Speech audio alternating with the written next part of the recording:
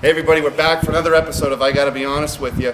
I'm Tom. D-Man. Unfortunately, Dunzilla can't be here, and unfortunately we can't be at Wonderland due to the damage from the rainstorm that happened last Tuesday night. So we have to take the show on the road and ad-lib a little bit. Yeah, we do.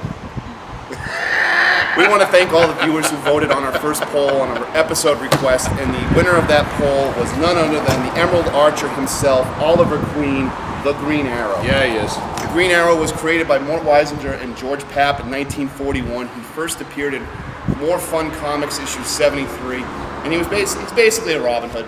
That was what he was conceived as. Yeah, he was. He was a millionaire who got lost on an island and he was a spoiled rich kid who ended up on an island and had to forge for himself and save himself. Pretty much, that's what happened. That's true, but a lot of people thought he was a rip-off of Batman Bruce Wayne. He had the Arrow Cave, he had Speedy, who was a lot like Robin, and the Arrow Cave. The Arrow Cave. Arrow Cave. That would have been cool, though. No, that's what it was. Yeah, I know. It was the Arrow Cave. Yeah. The Arrowmobile. But yeah, like I said, he did have a lot of similarity, but then it kind of changed. Other writers came along and they did different things. And he was in the Justice League at one point. He was a B character, though. Yeah, he was. But what ended up happening is when he was in the Justice League, when he was in the Justice League, he was kind of the anti-hero.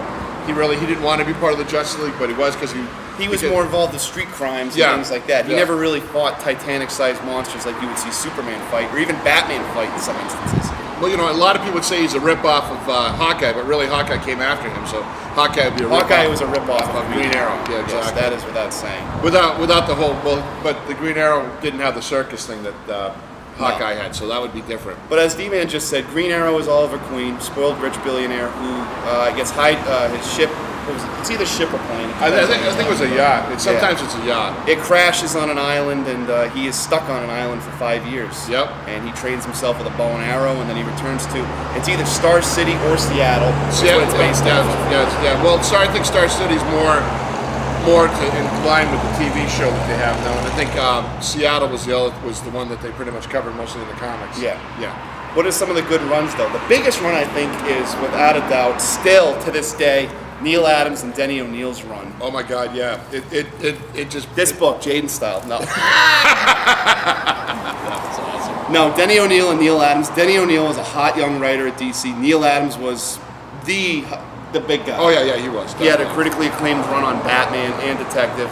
Did a lot of pimp covers. Yeah, but his Green Lantern, Green Arrow stuff transcended both characters because you took the liberal anti-hero of Green Arrow and the conservative cop in Green Lantern, and we basically just took him on a road trip.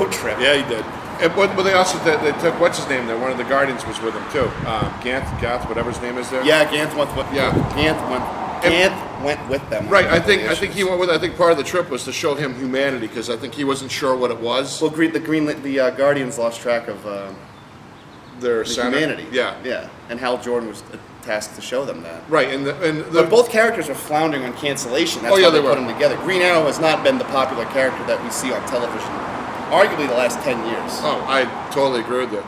The Green Arrow, like this storyline right here, it dealt with a lot of things, and the Green Arrow this also dealt with the whole drug thing with Speedy, which was like revolutionary back in the 60s. That's I think it was one of the few issues they actually had no comic code on because they said, "Oh, you can't do that. You can't do it because Speedy became a heroin addict." Exactly, and it wasn't up to the code. Speedy, you're a junkie.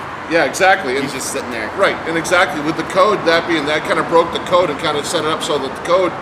That they started doing stuff that wouldn't be the code. They did a Spider-Man comic after because with Harry Osborn. With Harry Osborn, correct. Right. The comic code was put into effect because of McCarthyism in the 50s because there was a book suggesting that comic books were guiding kids to be juvenile delinquents. Yeah, pretty much. Yeah. And Stan Lee and a bunch of the other guys implemented the code. I believe. Oh, who the heck was the editor-in-chief at DC at the time? I have no idea. Could have been anybody. It could have been anybody. Yeah. It slips my mind right now. But to get back to why I mentioned that is, we see when the Green Lantern book came out, the Green Lantern book, where he was a thing, it sold unbelievable amount of copies to the point where Marvel decided to do something with Spider-Man, the same thing. And Spider-Man was their most popular character. Right, exactly. So they kind of like said, hey, if they can do it, why can't we get on the bandwagon? So they did, which is kind of interesting. The drug issue still transcends it. It's always brought up in Speedy's backstory. Oh yeah, definitely.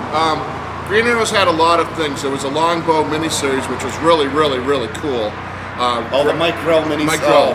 And Mike Grell, this is issue 3. We don't have issue 1. Mike Grell did a long run on Green Arrow that was very, it dealt with like environmental things and all that stuff. And I believe at the end of this run, he actually has to actually save himself, to save the country, save whatever the plane is going to explode. And he ends up putting his hand in something, and Superman goes to save him. He goes, "No, I'm going down the plane," and he ends up losing his arm. Yeah. Which if you've ever read Dark Knight Returns, actually shows him without an arm. Yes. Which is pretty cool. So it kind of like hinges on each other. Then there's been other stuff. You had the but Mike Grell's run on Green Arrow is synonymous. Like in previous episodes, you've heard us say Todd McFarlane's Spider-Man or Frank Miller's Batman or Stan Lee's Spider-Man or whatever. Yep. Mike Grell, Green Arrow. Oh yeah, and the definitive run. Oh yeah, and here's another funny thing. Mike Grell also did another character called Warlord, and there's a couple issues where Green Arrow and Warlord actually see each other. They actually look like they could be twins. It's pretty funny, actually. They look at each other, they just go, wait a minute. Like how Captain Marvel and Superman looked alike? Yeah, exactly. It was kind of, it's a funny thing. Because it was cool because Grell was actually doing Warlord and Green Arrow. I mean, after this, he'd stopped drawing it, but he was doing Warlord, so it was kind of cool to connect the both of them. So he had a mini-series, and then he got his own monthly series. That I think I want to repeat that because of that. Was that guy? Yeah. We apologize for the noise. Yeah, we're kind of outside. We're on the, what do you call it there? He's had a lot of stuff. He's done a lot of things. A lot of revamps. A lot of revamps. JT Krull's run on After Brightest Day, which was one of the biggest DC storylines of the early 2010s. Oh yeah, 15-issue run. It was pretty good. It shows the. There was a big. I'm sorry, I lost my train of thought. That's fine. That distracted me. That's fine. Anyway, yeah. He also we got to mention Kevin Smith. Yeah, the Forest. Kevin Smith actually did a giant, huge run on it too, which I forgot what the hell. What was it called? Quiver.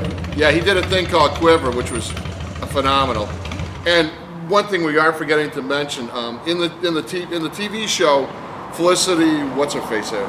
Felicity Smoke. Yeah. Well, here's the thing with Arrow. He became so popular that the TV show Smallville wanted to bring a side character in for Clark Kent, another DC hero.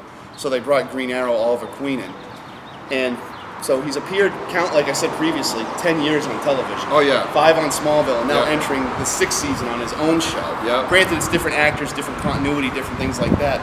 But as D-Man just said, Felicity Smoke, who is now a popular character in the DC universe because of the TV show, first appeared in Fury of Firestorm issue 24. Yes, and the reason why she is now the big love interest. Yes, she is. For Green Arrow. That's on the show. What I really wanted to point out is Green Arrow has always been connected to the Black Canary, which is one of the reasons why he joined the Justice League, because she was in the Justice League. That's correct. And they've had many storylines, and she's kind of gone hand in hand with Green Arrow. So if you don't have the Black Canary, then you don't have the Green Arrow for the most part. Wouldn't you agree? I would agree with that. Yeah, I mean the Green Arrow is a great character because he's a hero, but he's got a lot of self-guilt too because of the death of his father and his whole exile on the island. Yep, and he's also, like Who did you like about the two actors who have played the Green Arrow on the television show? Justin Hartley played him on Smallville, and Stephen Amell has played him on the Arrow TV show in the Arrowverse. Which one did you like better? I like the new guy. I like Stephen. I think he's more street crime oriented. Yeah, and the other one still looks like he never was on an island ever. I know, right? Yeah, exactly. I have a question for you guys. So this was the one that most people voted for. Why do you think he is such a popular superhero? What do you think people like about him? He's real on television. You could actually be him like Batman. Some will say he's a poor man's Batman, but I think Stephen Amell's performance is popular amongst fans, so they can relate to him. I like his performance. I do too. I honestly think that if we had done the poll and there had been a different character and he wasn't on TV, that might have changed it. Yeah, but I think what it is, exactly. Yeah. And I think what also happens, a lot of people want to know more about him. That's why they figured, well, let us try to get make the him shot. hear He's more not about very the show. similar to the show. He's more similar to Chris Nolan's Batman, Christian Bale's Batman. That realistic Batman. Right. In the comics, he's more of a carefree. Yeah, carefree. He's not as strict or. His lines in Injustice 2 are hilarious. Injustice 2 is actually a good adaptation of his comic portrayal. Yeah. He's a lover.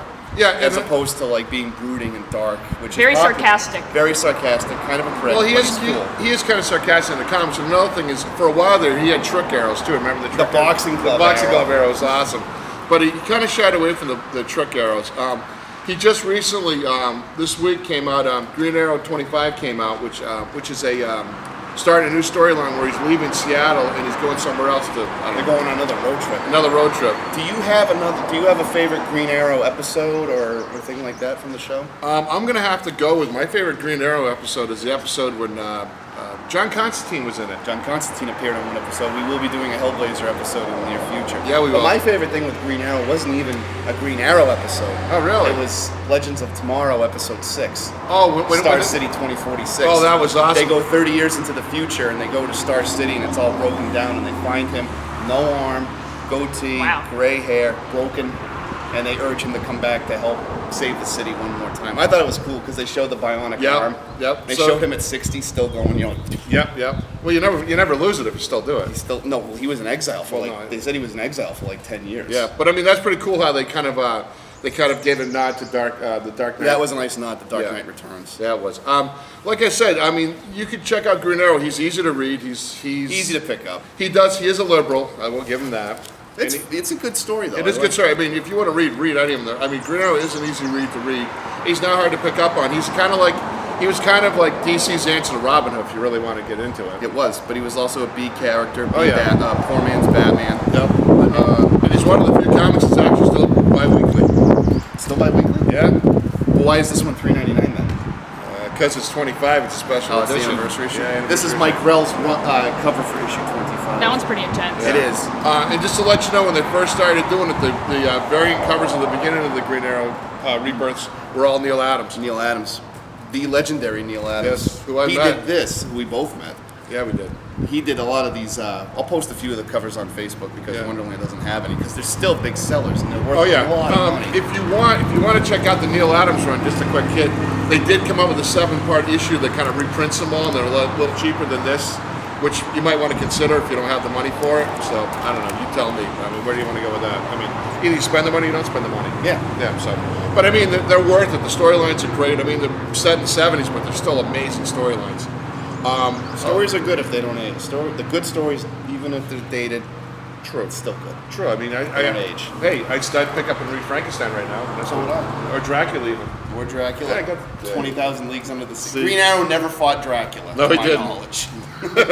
Was there even a Dracula in the DC universe? Oh yeah. Yeah. I so. Anyway. Batman fought him. Yeah, he did. Oh yeah, but that was in Red Rain then. No, actually, Batman was Dracula in Red Rain. Yeah, but he fought Dracula. Yeah, true that. All right. Anyway, with that being said, we want to thank you again for voting on the Green Arrow, and we got another poll up, so make sure to check it out on our Facebook, and we'll see you when we turn the page.